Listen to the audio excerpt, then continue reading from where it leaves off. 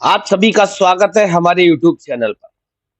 आज हमारे साथ एक ऐसी शख्सियत बात करने के लिए उपस्थित है, जो किसी संगठन में काम करते हैं, किसी संस्थान में काम करते हैं और वो संस्थान, वो संगठन किसी परिचय का मोहताज नहीं है।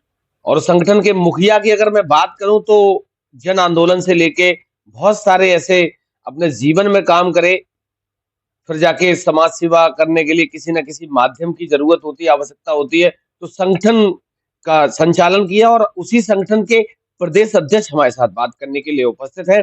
बात करने को और जानने का प्रयास करता हूँ कि वास्तविक संगठन का उद्देश्य क्या है? संगठन की रूपरेखा क्या है? संगठन के लोग किस तरीके से काम करते हैं? और संगठन के जो अध्यक्ष हैं, उनका क्रियाकलाप किस तरीके का रहता है? सर सबसे पहले तो आपका स्वागत है। जी, मैं अनिरुद्ध यादव। जी। मैं ये बात कहूँगा कि संगठन जो संवेदना फाउंडेशन है, इसको मुखिया आदरणीय धर्मवीर राही जी अपने आप में एक ब्रिलियंट पर्सन भी हैं और एक्सीलेंट पर्सनैलिटी। ऐसे लोगों का देश में होना सौभाग्य की बात है। ये बड़े सौभाग्य की बात है कि मुझे उनके शनाब्दी में काम करने का मौका मिल रहा है और मैं उनकी जो भावनाएँ हैं बल्कि और उनका जो काम करने का तरीका है, वो इतना गज़ब है कि यथो नाम जैसा नाम धर्मवीर, तो ये धर्म के लिए लड़ने वाले वीर हैं। तो मैं कहूँगा उनके लिए कि वो अपने आप में बहुत बढ़िया पर्सन हैं। इसके अलावा वो क्रांतिकारी पर्सन हैं।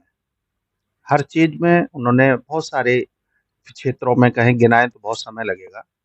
जैसे वन गाय आंदोलन था, आओ गंगा नदी था, इसके साथ-साथ तहसील घिरौर का इस तरीके के बहुत सारे ऐसे आंदोलन थे जिनको उन्होंने बीड़ा उठाया और पूरा भी किया। आपने आंदोलन का ज़िक्र करा, चाहे जेपी का आंदोलन रहा हो, लोहिया का आंदोलन रहा हो, जितने भी महापुरुष हैं जिन्होंने देश के लिए अपनी जान तक कुर्बान कर दी, आंदोलन से ही एक रास्ता निकलता है, जिससे समाज सेवा हम लोग कर सकते हैं, जो जिस व्यक्ति के अंदर भावना हो वो कर सकता है।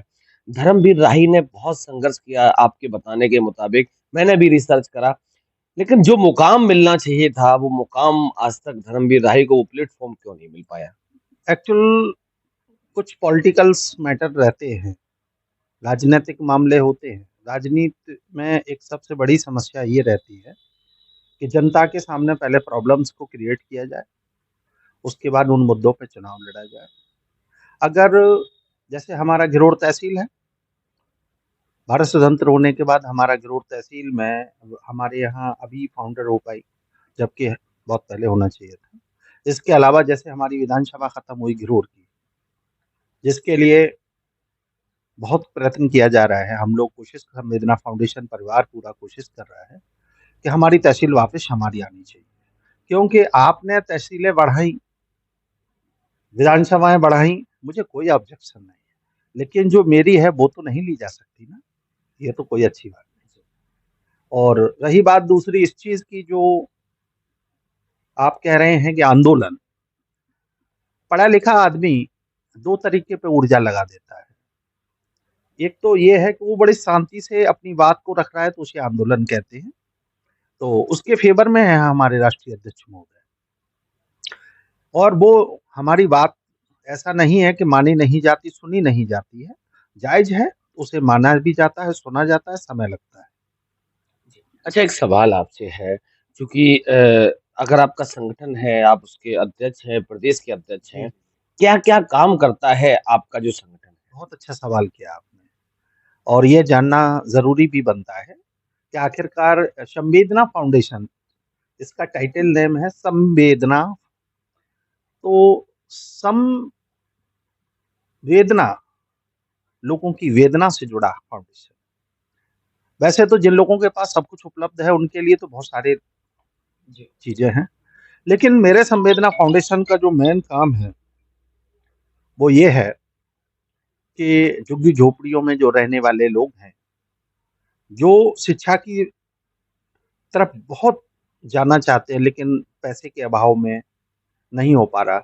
बहुत सारी जगह तो ऐसा हुआ संवेदना फाउंडेशन ने बेटियों को गोद लेके उनकी शादियाँ की हैं। जबकि ये ज़िम्मेदारी कोई हमारे संवेदना फाउंडेशन की नहीं है, जी, ये ड्यूटी तो हमारे कंट्री की है, हमारे स्टेट की है, जी। हमारी गवर्नमेंट की लायबिलिटीज़ है। क्योंकि इनको करना चाहिए। लेकिन संवेदना फाउंडेशन का, क्योंकि जब राष्ट्र से कुछ बच जाता है, नेताओं से जब कोई चीज़ बचती है, तो जो जग रहे हैं लोग, बाकी तो सभी लोग सो रहे हैं। जो जग रहे हैं, वो लोग उस प्रयत्न को करते हैं, तो उनको करना चाहिए। वो हमारी संवेदना फाउंडेशन करता है। बट गरीब असहाय बच्चों को शिक्षित होना, लड़कियों को शादी संबंध के लिए, इसके अलावा भी संवेदना फाउंडेशन बहुत कुछ करता है। जैसे कि हमने देखा कि कोई इकोनॉमिक फैक्टर से ज़्यादा डिस्टर्ब हो गया है, तो संवेदना फाउंडेशन ने, हाँ, हम लोगों ने मिलके थोड़ा-थोड़ा सा अपना आपस का पैसा जोड़ के उसकी सहायता भी की है।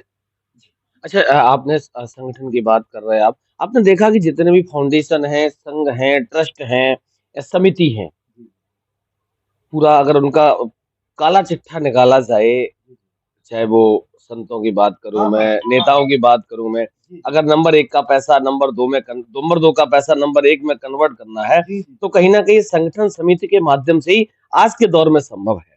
हालांकि नीति आयोग ने उस पर थोड़ा सा बंदिशें लगाई हैं, लेकिन फिर भी सारे रास्ते नहीं, निकल ये आते सब हैं। खेल होते हैं। बट आपका संगठन किस तरीके से इन सब चीजों से बच पा रहा अभी तक मेरे संवेदना फाउंडेशन में ना सरकार से कोई योगदान लिया गया है, न किसी व्यक्ति विशेष से योगदान लिया गया है, जहाँ तक मेरी जानकारी है।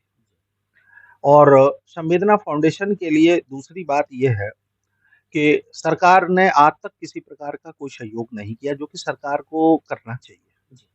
अच्छा, हम लोगों को भी लग रहा है कि नहीं, उम्मीदें कम हैं सरकार से, लेकिन हम अदर्स स्टेट में, जैसे उत्तर प्रदेश के अलावा भी हम कुछ स्टेट में काम कर रहे हैं। जैसे मैं इस समय कार्यवाहक हूँ, राजस्थान का प्रदेश अध्यक्ष हूँ। वहाँ भी टीम गठित कर रहे हैं हम लोग, वहाँ काम चल रहे हैं, बड़े लोग प्रभावित हैं।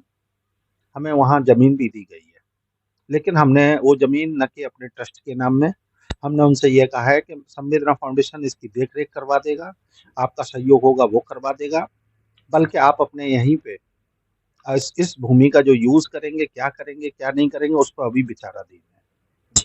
तो जैसे आपने कहा कि जमीन या जो भी है सहयोग सरकार से नहीं मिला, कभी आपने कोई ऐसा प्रयास किया कि नहीं, सरकार से अगर संगठन को कोई मदद, कोई सहानुभूति, कोई डोनेशन अगर मिलता है तो आप लोग बेहतर काम कर पाएंगे आने वाले समय कोशिश तो की, लेकिन समस्या एक और है, सरकार ₹100 दे के ₹50 वापस लेना चाहती है। मैं किसी व्यक्ति विशेष का नाम नहीं लूँगा, लेकिन वो चाहते हैं कि ₹100 अगर हम आपको देते हैं, तो आप हमें क्या देंगे? तो मैं ऐसा काम, मेरा संगठन ये काम नहीं कर पाएगा। ये डोनेशन की स्कीम ही है, आप 50-50 की बात कर रहे हो, मैं तो ऐसे-ऐसे संगठन देखे हैं 70-30 पे भी काम करते हैं। वो इसलिए करते हैं क्योंकि उन्हें ब्लैक मनी को व्हाइट मनी, फिर वो बिज़नेस है, कोई संगठन नहीं। समाज के लिए क्या कर रहे हैं उसमें? आपके राष्ट्रीय अध्यक्ष, जो आपके संगठन के अध्यक्ष हैं, वो एक ऐसी सरजमी से आते हैं जहाँ से प्रदेश की राजनीति चलती है। जी, जी। क्या मानते हैं आप कि जिस सरजमी से, जिस क्षेत्र से आपके अध्यक्ष आते हैं, क्या वही कारण रहा कि आज तक उनको एक अ, वाजिब प्लेटफ़ॉर्म नहीं मिला? हम संवेदना फाउंडेशन में मुलायम सिंह जी के ओएसडी रहे, अध्यक्ष महोदय। आदरणीय दादी विधायिका जी चूँकि मेरे परिवार की हैं, उनके भी ओएसडी। मंत्री जयवीर सिंह जी के भी रहे, वल्लभ सिंह जी के भी रहे। मुझे उनकी स्थिति देख के तो नहीं लगता है कि उनको ऐसा कोई लाभ मिला हो, मेरे मिलने से पहले, और कहीं मिला हो तो मुझे जानकारी नहीं। लेकिन सरकार में आज के समय में ज़रा पॉलिटिकल मामले कुछ ऐसे हैं कि जब तक उनकी तरफदारी ना की जाए, कोई भी सरकार बिना किसी बेनिफिट लिए हमसे कोई लाभ नहीं देना चाहती। अब हम उनके लिए अगर वो काम करें तो फिर कैसे काम चलेगा? तो हम संवेदना फाउंडेशन स्वाभिमान पूर्वक जीवन यापन करना चाहता है परिवार, वो ना कि ये चाहता है कि किसी तरीके से किसी के प्रेशर में काम करें। आपने बारीकी से देखा होगा, चूँकि आप संगठन में काम कर रहे हैं, मैं तो बहुत करीब से देखा है, जितने भी संगठन हैं, वो डायरेक्टली या इनडायरेक्टली सरकारों के लिए काम करते हैं। बिल्कुल करते हैं साहब, ऐसे तो प्रेस रिपोर्टर भी करते हैं। नहीं, हाँ, ये बात है। हिंदुस्तान की आज़ादी के इतिहास में पहली बार हम लोगों को ही तमगा मिल गया गोदी मीडिया आई का। नो। देखिए, लेकिन क्या सभी लोग करते हैं? कहीं न कहीं मैं मानता हूँ, आपकी बात से मैं सहमत हूँ।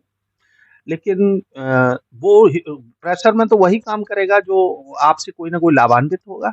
जब हमारा संवेदना फाउंडेशन अभी तक लाभान्वित नहीं है, कल का मैं अभी कुछ कह नहीं सकता। लेकिन आज तक तो नहीं है ना, और ला हमने किसी के थ्रू इस तरीके का काम भी नहीं हुआ। आपने प्रेस की आज़ादी पे सवाल प्रश्न कर दिया। अच्छा, एक मेरा सवाल है, क्या मानना है आपका कि जो चौथा स्तंभ है, जिसको चौथा स्तंभ कहा जाता है, जिस तरीके की सरकारें आजकल मुकदमों के माध्यम से, अन्य और फंडामेंटल के माध्यम से बाउंड करना चाहती है, अपने प्रति आकर्षित करना चाहती है, हमारे लिए काम करो। क्या ये आज की आज़ादी में ये सब ठीक है? बिल्कुल भी ठीक नहीं है, क्योंकि स्वतंत्र आईना है पत्रकारिता, प्रेस। इसे देख के लोग सुबह हम न्यूज़पेपर पढ़ के ही देश को जानते हैं, क्या स्थिति है, हम हर जगह नहीं जाते।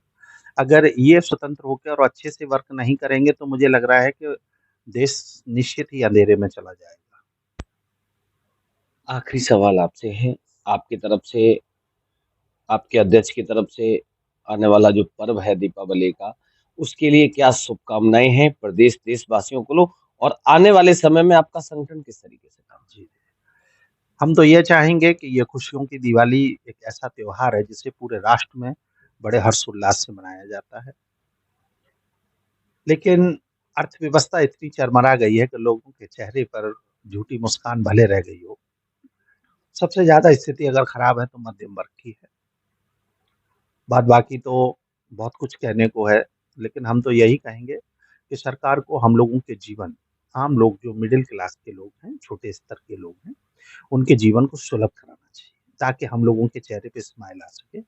और मैं पूरे संवेदना फाउंडेशन परिवार की तरफ से अग्रिम बधाइयाँ दीपावली के लिए देता हूँ। बहुत सारी शुभकामनाएँ हैं उन लोगों के लिए कि देश को बहुत अच्छे से रास्ते पे ले जाएँ। अब रही बात इस बात की कि सरकार सरकार तो साफ सरकार है इस समय, वो दिखता है वो होता नहीं है, जो होता है वो दिखता नहीं। चलिए, बहुत-बहुत धन्यवाद सर, हमारी तरफ से भी आपको, आपके अध्यक्ष को, आपके पूरे संवेदना फाउंडेशन को दीपावली की बहुत-बहुत बधाई, शुभकामनाएँ। धन्यवाद।